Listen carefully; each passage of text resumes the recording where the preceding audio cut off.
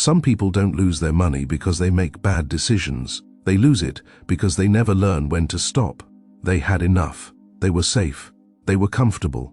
But comfort quietly turned into expectation, and expectation turned into pressure. This is one of the most dangerous psychological patterns in money, not poverty, not failure, but success without limits. Because when life improves, our definition of enough begins to move. What once felt like abundance slowly becomes normal, and what feels normal stops feeling satisfying. So the mind searches for more income, more growth, more recognition, more proof that progress is still happening. Not because it's needed, but because it feels expected. Here is the uncomfortable truth this book explores. The desire for more does not come with a natural stopping point. There is no internal signal that says, now you are safe, now you can relax. Every new level simply becomes the new baseline. Every achievement quietly raises the standard, and without realizing it, people begin to risk stability for things that no longer increase happiness or security. This is not greed in the dramatic sense. It is subtle, it is quiet, and it often disguises itself as ambition. At its core, it is comparison. We rarely measure our lives by what we have. We measure them by what others have, especially those just ahead of us. Comparison turns progress into dissatisfaction. It transforms success into anxiety. You can be more secure than ever and still feel behind. You can have freedom, stability, and comfort and still feel an invisible pressure to push further. Because enough is not a number. It is a decision. And when that decision is never consciously made, even good lives can collapse under unnecessary risk. This book is about that moment. The moment when ambition stops protecting you and starts controlling you. The moment when chasing more begins to quietly threaten what you already have. If you have ever wondered why people who were already winning still lost everything, or why success often feels less secure than expected, this book will explain why.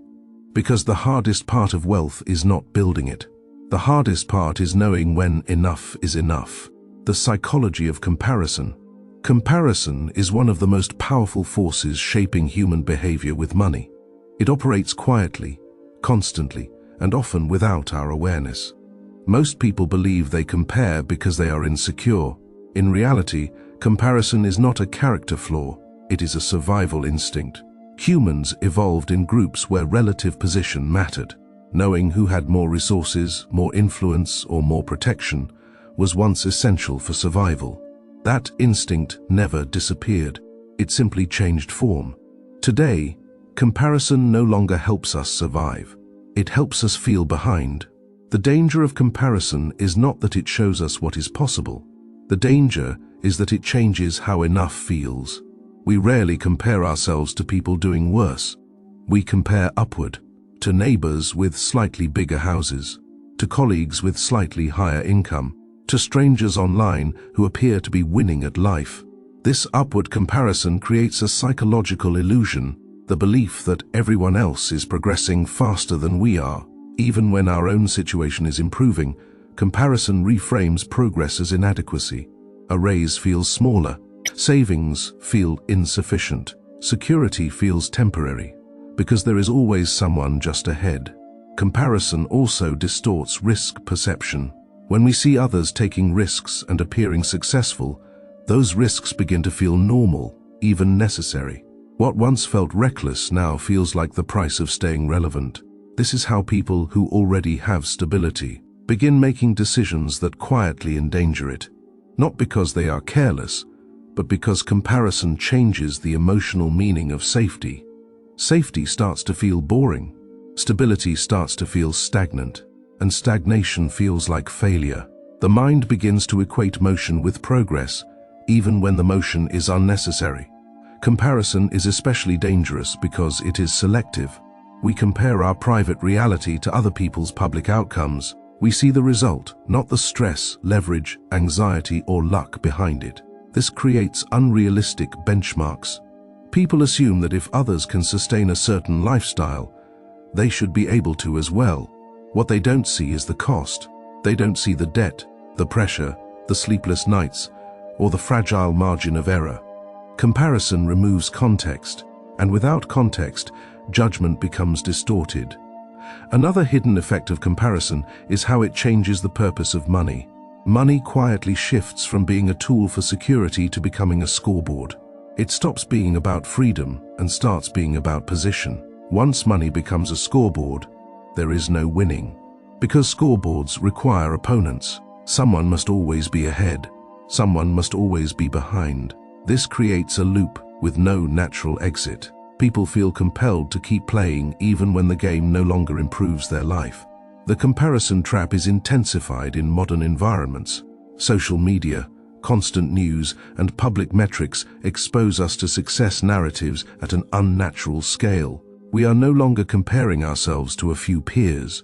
We are comparing ourselves to thousands of curated lives. This overwhelms the brain. It creates a constant sense of insufficiency, even among those who are objectively doing well. The most damaging part of comparison is that it makes dissatisfaction feel rational. People believe they are unhappy because they are falling behind, not because the standard itself is unrealistic. This leads to endless chasing, and chasing without a stopping point is how never enough takes hold. The antidote to comparison is not ignorance, it is clarity. Clarity about what comparison is doing to your decisions. Clarity about which benchmarks actually matter. When people define success internally, comparison loses its power. When success is defined externally, comparison becomes a permanent source of pressure. Understanding the psychology of comparison is not about avoiding ambition. It is about choosing ambition deliberately. Because ambition without boundaries does not lead to fulfillment. It leads to exhaustion, and exhaustion is often mistaken for motivation. This is why comparison is the engine behind never enough. It quietly convinces people that the finish line keeps moving, and unless that belief is challenged, no amount of progress will ever feel complete. When winning becomes losing, winning changes people, not because success corrupts character, but because it changes the risks people are willing to take. Before success, caution feels intelligent. After success, caution begins to feel limiting. When people are climbing, they protect what little they have. When they arrive, they feel pressure to keep moving. This is where winning quietly turns into losing. Success creates a dangerous illusion, the belief that past progress guarantees future safety. People assume that because they made smart decisions once, they will always recognize danger in time. But success often lowers sensitivity to risk. Early on, losses feel painful. Later, they feel temporary. Early on, survival matters. Later, reputation and momentum take over. This shift is subtle, and most people don't notice it happening. They don't suddenly become reckless. They become confident. Confidence encourages bigger bets. What once felt risky now feels like a natural next step. Leverage increases. Commitments grow. Margins for error shrink. But the emotional memory of struggle fades. People forget how fragile progress once was. They forget how quickly circumstances can change. This is why many financial collapses do not happen during failure, but during success. History is filled with examples of people who had already won and still lost everything. They didn't collapse because they were desperate. They collapsed because they believed they were secure. Winning also changes how people define loss. Early losses are personal. Later losses are framed as temporary setbacks. This reframing delays corrective action. People hold on longer than they should. They double down when they should step back, because stepping back feels like admitting decline. Success ties identity to momentum. Once momentum becomes part of identity, stopping feels like falling behind. This is where rational analysis is overridden by emotion. People are no longer asking, "Is this decision safe?" They are asking, "What will it say about me if I don't do this?" Status quietly replaces security. The need to appear successful begins to compete with the need to remain stable. This is especially dangerous when success is visible. Public success creates external pressure. Others expect growth. They expect expansion. They expect the story to continue upward. And the fear of disappointing those expectations pushes people into decisions they would never have made privately. Winning also creates selective memory. People remember the risks that worked. They forget the risks that didn't. They attribute success to skill and failure to bad luck. This imbalance reinforces overconfidence. When luck is mistaken for ability, people repeat behavior that was never fully understood. The result is fragile success. Success that looks strong but depends on conditions staying favorable. And conditions never stay favorable forever. Markets change. Industries shift. Life intervenes. The people most vulnerable during these changes are often those who felt safest, because they expanded without asking what they were protecting. This is the central warning of this book. Winning without defining enough turns progress into exposure. Exposure to risk. Exposure to pressure. Exposure to loss. Knowing when to stop is not a lack of ambition. It is a form of defense. It preserves what you've built against forces you cannot control. The people who survive long-term are rarely the most aggressive. They are the most deliberate. They understand that success is not just about reaching a level, it's about staying there. And staying there requires restraint. When winning becomes losing, it's rarely because people aimed too high. It's because they never decided what was worth protecting once they arrived. The hidden cost of more. The pursuit of more is often framed as progress. More income, more growth, more achievement. But what is rarely discussed is the cost that quietly accumulates alongside it. Every increase in ambition carries an invisible expense. The cost is not always financial. In fact, the most damaging costs are psychological. As expectations rise, pressure follows. The higher the level you reach, the more you feel you must maintain it. What once felt like freedom slowly transforms into obligation. More income can mean more commitments. More success can mean less margin for error. More recognition can mean more eyes watching. This is how more begins to demand payment. People often assume that stress comes from scarcity, but abundance can be just as heavy. When your lifestyle expands, your tolerance for loss shrinks. You have more to protect and less room to fail. This creates constant background tension. Decisions become less about opportunity and more about preservation. The mind shifts from curiosity to defense. Another hidden cost of more is how it changes time. As financial responsibilities grow, time becomes more constrained. There are more systems to manage, more expectations to meet, more problems to solve. The flexibility that money was supposed to provide begins to disappear. Instead of buying freedom, success can quietly buy complexity. This complexity drains attention. Attention is one of the most valuable resources a person has, yet it is rarely accounted for in financial decisions. When attention is spread thin, clarity suffers. Small issues grow unnoticed, warning signs are ignored, and problems compound quietly. The cost of more also appears in relationships. As financial pressure increases, emotional availability often decreases. People become less present, more distracted, and more preoccupied with maintaining outcomes. Success that was meant to improve life can begin to isolate. Another cost of more is the narrowing of choices. When you rely on a high level of income or performance, your options become limited. You cannot easily slow down. You cannot easily step away. You cannot easily change direction. What looks like power from the outside can feel like a trap from the inside. This is why many people feel stuck even when they appear successful. They are maintaining a system they no longer enjoy. The most subtle cost of more is how it alters identity. People begin to define themselves by momentum, by growth, by upward movement. Slowing down feels like failure. Stability feels like stagnation. This mindset makes rest feel undeserved and contentment feel irresponsible. But this is a distortion. Growth without recovery leads to burnout. Expansion without limits leads to fragility. The pursuit of more becomes dangerous when it removes the ability to say no. When people cannot stop without feeling anxious, they are no longer choosing progress. They are being driven by it. This book does not argue against ambition. It argues for awareness. Awareness of what ambition is costing you. awareness of what you are trading away for more. Because every choice has a price, and the most important costs are often the ones you never planned for. When people finally recognize the hidden cost of more, they often wish they had noticed sooner. Not because they regret success, but because they underestimated its weight. Understanding this cost does not mean rejecting progress. It means choosing progress that does not quietly consume your life. Enough is a survival skill. In a world that constantly rewards expansion, choosing enough can feel counterintuitive.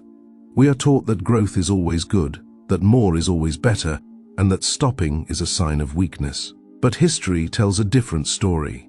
The ability to define enough is one of the most powerful survival skills in finance.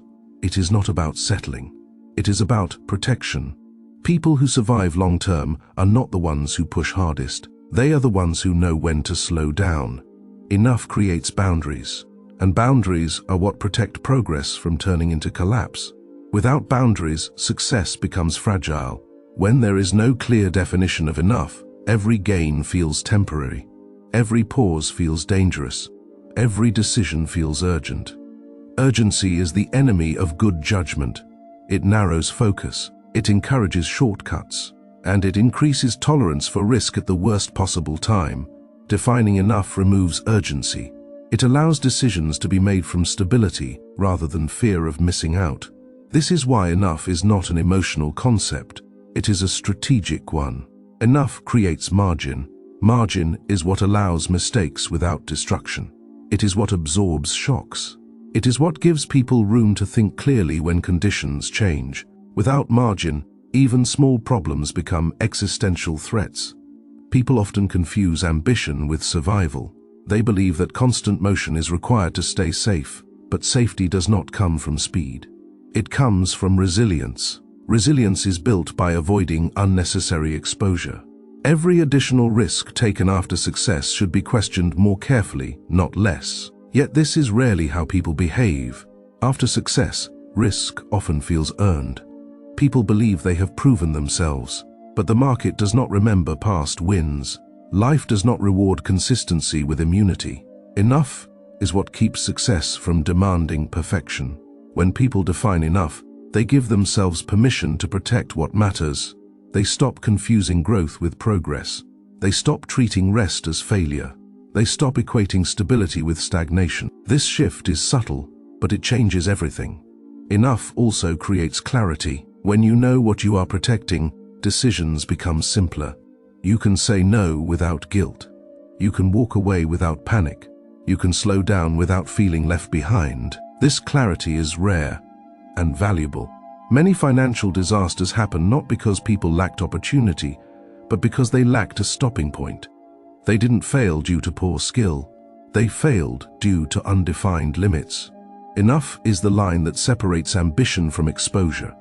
It is the point where growth stops adding security and starts adding vulnerability. Understanding this does not mean rejecting progress.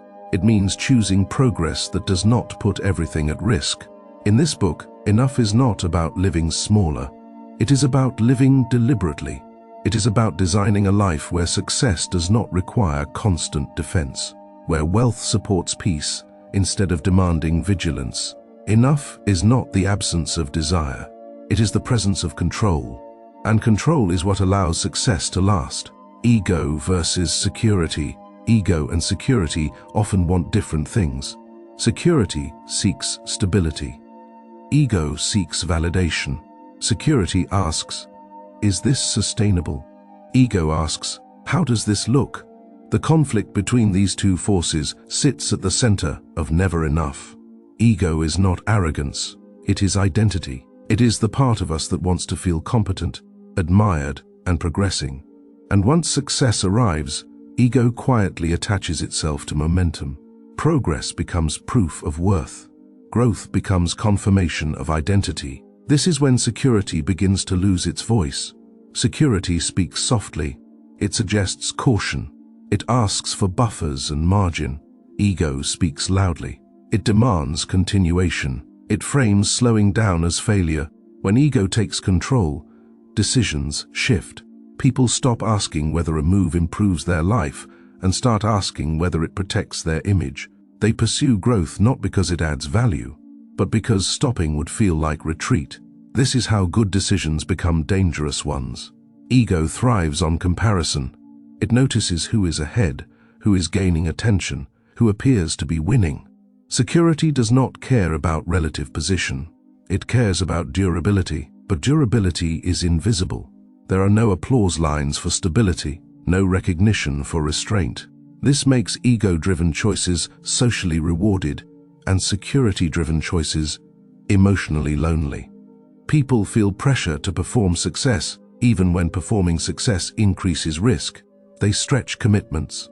They increase leverage. They accept volatility they do not need, not because they want to gamble, but because they want to belong to a narrative of progress.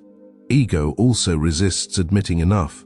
Enough feels like surrender to ego. It feels like settling. It feels like losing relevance. But to security, enough is clarity. Enough defines what must be protected. It sets limits that prevent unnecessary exposure. Without enough, ego fills the vacuum.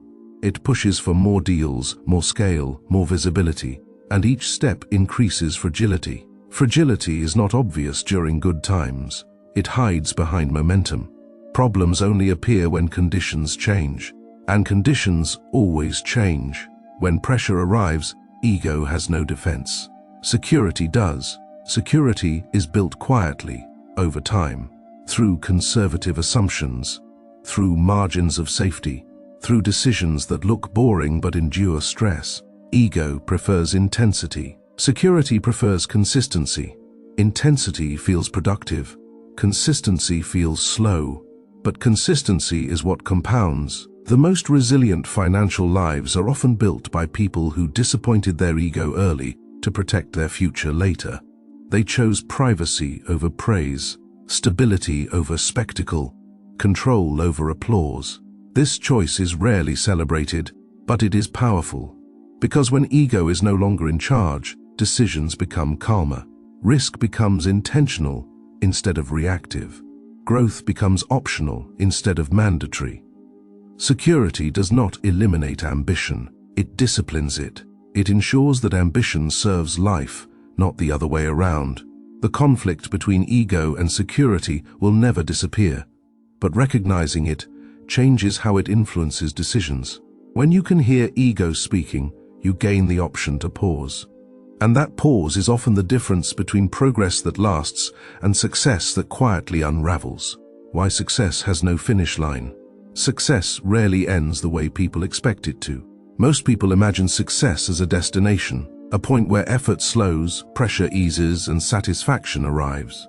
But in reality, success behaves very differently. It does not close a chapter. It opens a new one. The moment a goal is achieved, the mind begins adjusting to it. What once felt extraordinary becomes familiar, and what becomes familiar stops producing the emotional reward we anticipated. This is known as adaptation. The human brain is designed to normalize improvement. It quickly recalibrates expectations to match new circumstances.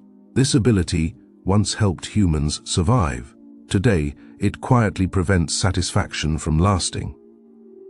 When success raises living standards, it also raises reference points. People stop measuring progress against where they started and begin measuring it against what is now possible. And possibility has no upper limit. There is always a higher income, a larger audience, a more impressive outcome. This is why success does not come with a natural finish line. Each achievement moves the benchmark forward. What used to feel like winning becomes the minimum requirement to feel acceptable. This creates a dangerous psychological loop.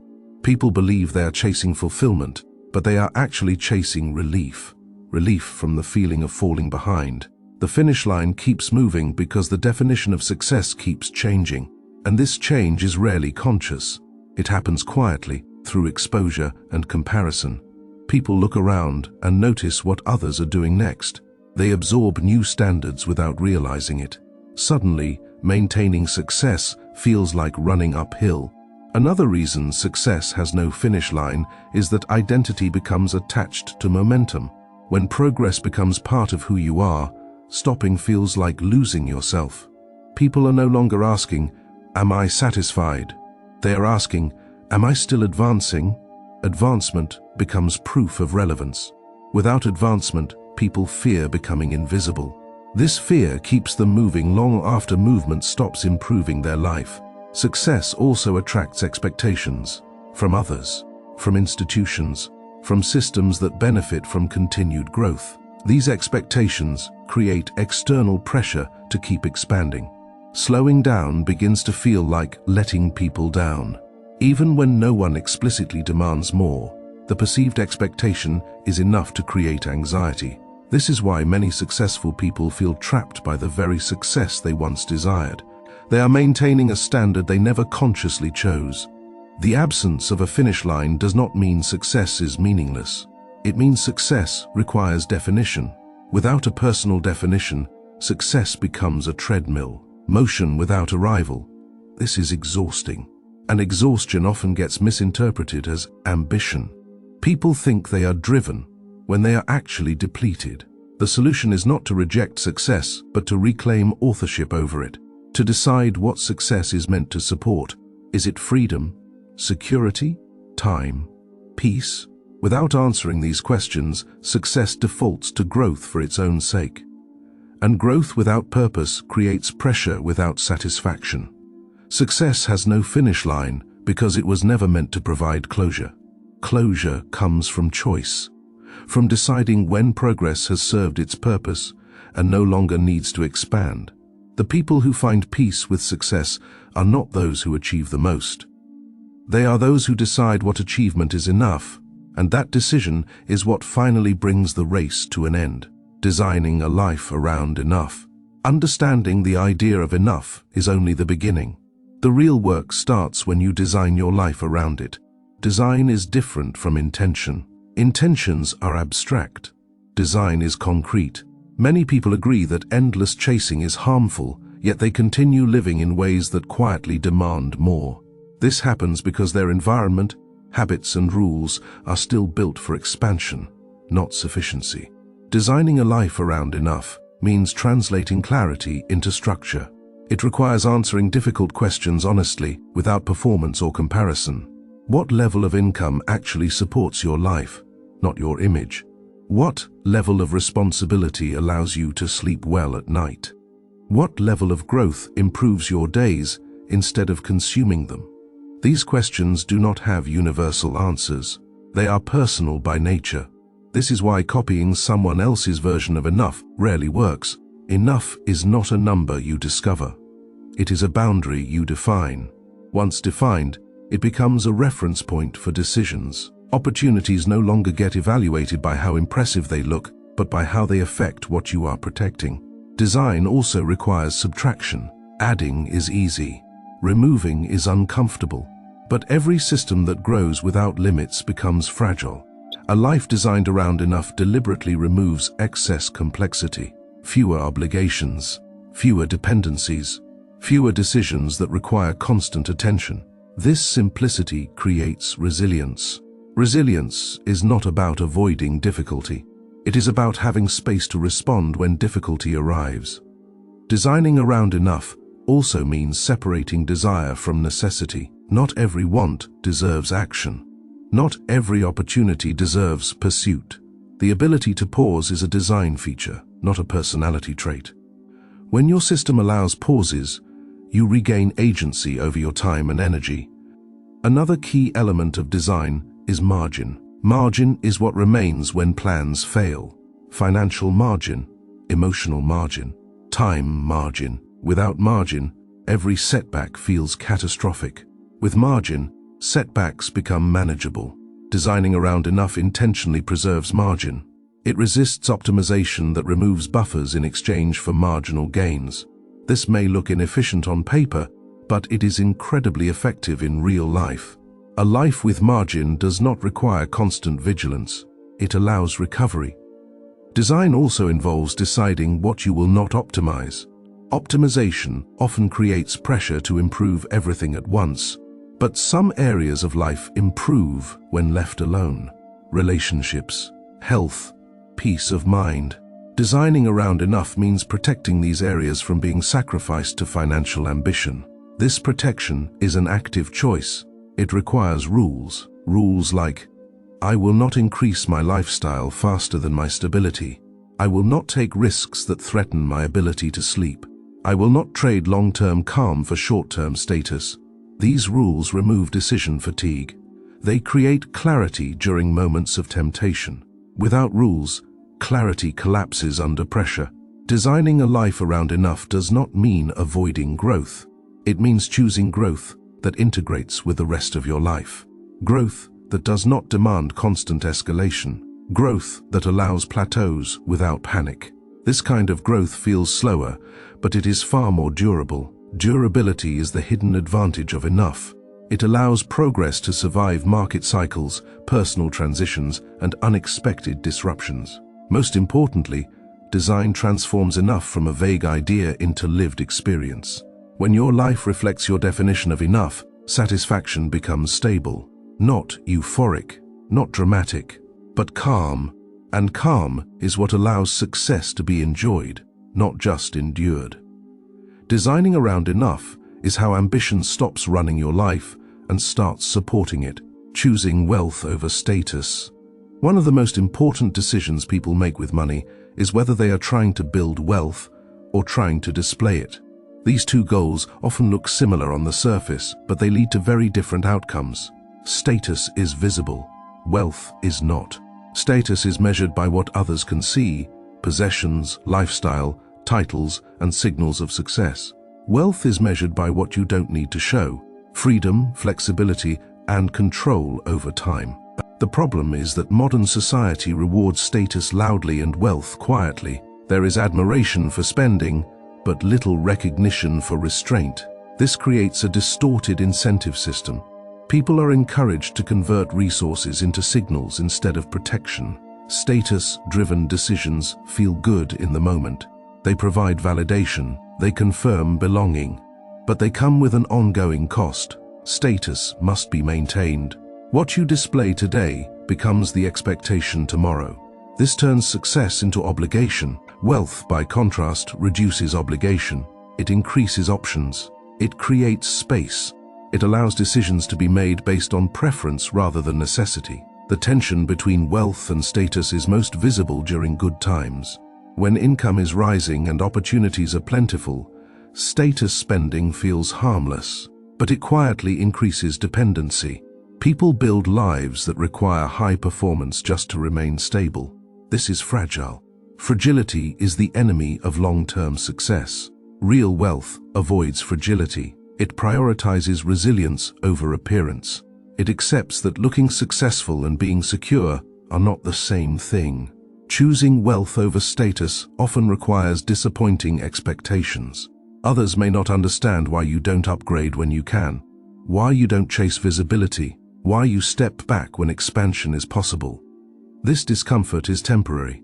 The consequences of fragility are not. Status is external. It depends on comparison. There will always be someone with more visibility, more influence, more apparent success. If your satisfaction depends on status, it will always be unstable. Wealth is internal. It is defined by independence, not ranking. It is the ability to say no without fear, to wait without anxiety, to change direction without panic. These qualities rarely look impressive from the outside, but they feel powerful from the inside. Choosing wealth over status also changes how success is evaluated. Success becomes less about milestones and more about sustainability, less about acceleration, more about endurance. This perspective reduces pressure. Decisions slow down. Risk becomes intentional. Growth becomes selective. Status demands constant motion. Wealth allows stillness. Stillness is often misunderstood as stagnation, but it is often preparation. It allows reflection. It allows recalibration. It allows recovery. Many people lose wealth not because they lacked opportunity, but because they felt compelled to prove something. They turned private security into public performance. Once wealth becomes performance, it stops being protection. Choosing wealth over status is a quiet decision. There is no applause for it, no public recognition. But over time, it compounds into something rare: freedom from urgency, freedom from comparison, freedom from the need to impress. This freedom is the real reward of money, and it is only available to those willing to let go of status games. Because status ends when attention fades, but wealth remains long after no one is watching. The pursuit of more is not a flaw. It is a human instinct. Wanting progress, improvement, and growth is what moves societies forward. But when the instinct to grow is never balanced with the wisdom to stop, it quietly turns against us. Never enough is not about money. It is about boundaries. It is about what happens when success is allowed to define us instead of support us. Throughout this book, one truth has repeated itself. In different forms, the most dangerous moments with money do not come from lack. They come from excess without clarity. People rarely lose everything because they aimed too low. They lose it because they never decided what was worth protecting once they had enough. Enough is not a retreat. It is a line of defense. It is the decision that protects peace from ambition without limits. When you define enough, you reclaim control. You stop letting comparison decide your goals. You stop letting ego push your pace. You stop letting external standards shape your life. This does not make you smaller. It makes you deliberate. It allows you to build wealth that serves your life instead of consuming it. The most resilient financial lives are rarely the most visible ones. They are quiet. They are patient. They are built with intention. They prioritize freedom over applause, stability over spectacle, and peace over performance. If there is one idea worth carrying forward from this book, it is this: growth without boundaries does not lead to fulfillment. It leads to fragility. True wealth is not about how far you can go. It is about how well you can stay. Stay calm during uncertainty. Stay stable during pressure. Stay grounded when success invites excess. When you choose enough, you are not giving up on progress. You are choosing progress that lasts. And that choice, quiet, invisible, and deeply personal, is what turns money from a source of pressure into a source of peace.